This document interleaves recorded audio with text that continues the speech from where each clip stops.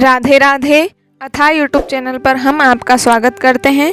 और आप यदि हमसे अन्य सोशल मीडिया के माध्यम से और भी जुड़ना चाहते हैं तो लिंक आपको नीचे डिस्क्रिप्शन बॉक्स में मिल जाएगी। कल हमने कार्तिक मास के चौथे अध्याय तक की कथाओं को श्रवण कर लिया है और यदि आपने नहीं किया हो तो चैनल पर आपको वो भी प्राप्त हो जाएगी। आज 5वें अध्याय की कथा को सुनना प्रारंभ करते हैं। तो आइए 5वां अध्याय। राजा पृथु ने कहा, हे मुनि जी, आपने कार्तिक मास में स्नान का फल कहा। अब अन्य मासों में विधिवत स्नान करने की विधि, नियम और उद्यापन की विधि मुझे बतलाइए। देवर्षि नारद बोले, हे राजन, आप भगवान विष्णु के अंश से उत्पन्न हुए हैं, अतः यह बात आपको मालूम ही है। फिर भी मैं आपको यथोचित विधान बतलाता हूँ, ध्यान से सुनिए। अश्विन मास में शुक्ल पक्ष की एकादशी से कार्तिक के व्रत करने चाहिए। सुबह ब्रह्म मुहूर्त में उठ के जल का पात्र लेकर गांव से बाहर पूर्व या उत्तर दिशा में जाए।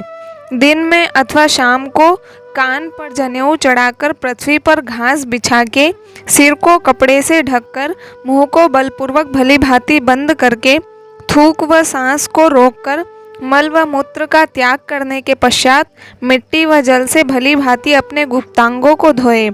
तत्पश्चात जो मनुष्य दातुन मुख शुद्धि नहीं करता उसके सब मंत्र निष्फल हो जाते हैं। अतः दांत और जीभ को यत्नपूर्वक शुद्ध करना चाहिए और निम्नलिखित मंत्र पढ़कर वृक्ष से दातुन तोड़नी चाहिए। हे बृहस्पति, तुम आयु, कीर्ति, तेज, प्रजा, पशु, संपत्ति, महाज्ञान, बुद्धि, विद्या हमको प्रदान करो। यह मंत्र पढ़कर दूध वाले वृक्ष पर से 12 अंगुल की दातुन तोड़कर करे। व्रत या श्राद्ध के दिन दातुन नहीं करनी चाहिए। प्रतिपदा, अमावस्या, नवमी, छठी, रविवार को चंद्र तथा सूर्य ग्रहण में दातुन करनी चाहिए। कटीले पेड़ों, कपास, पीपल, बरगद और निर्गंध पेड़ों की दातुन करनी चाहिए। पश्चात भली भांति स्नान करके फूल, माला, चंदन और पान इत्यादि पूजा की सामग्री लेकर प्रसन्न मन व भक्ति पूर्वक भगवान शंकर के मंदिर में जाना चाहिए।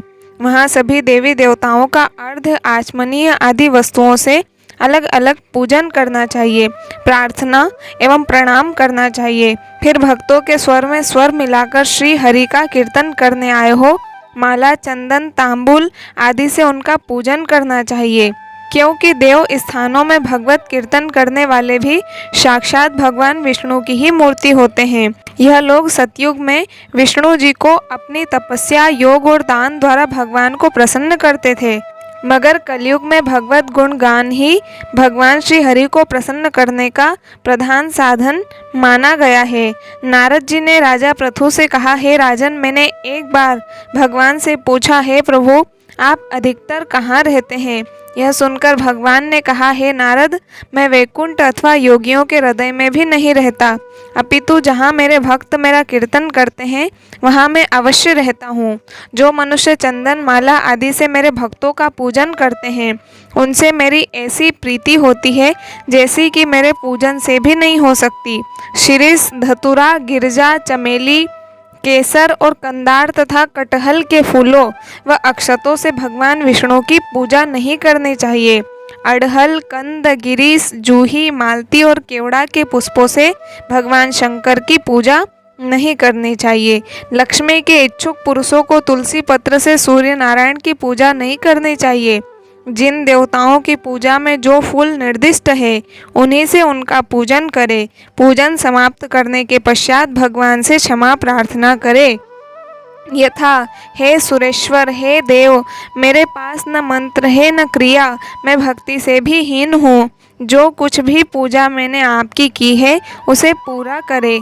ऐसी प्रार्थना करने के बाद दंडवत प्रणाम व 2 क्षमा प्रार्थना करके भगवत कीर्तन करना चाहिए। श्री हरि की कथा सुननी चाहिए और प्रसाद ग्रहण करना चाहिए। इस तरह बताई गई विधि के अनुसार जो मनुष्य कार्तिक व्रत का अनुष्ठान करते हैं वह संसार के सभी सुखों को भोगते हुए अंत में मुक्ति को पाते हैं। इस प्रकार से हमने कार्तिक मास के 5वें अध्याय की कथा में श्रवण किया कि भगवान की पूजा किस तरह से करनी चाहिए, भगवान शिव को और भगवान विष्णु को कौन से पुष्प समर्पित नहीं करने चाहिए, ये कथा भी इसमें बताई गई है। तो आइए मिलते हैं फिर अगले वीडियो में नए कार्तिक मास के अध्याय के साथ में। तब तक के लिए सभी को राधे राधे।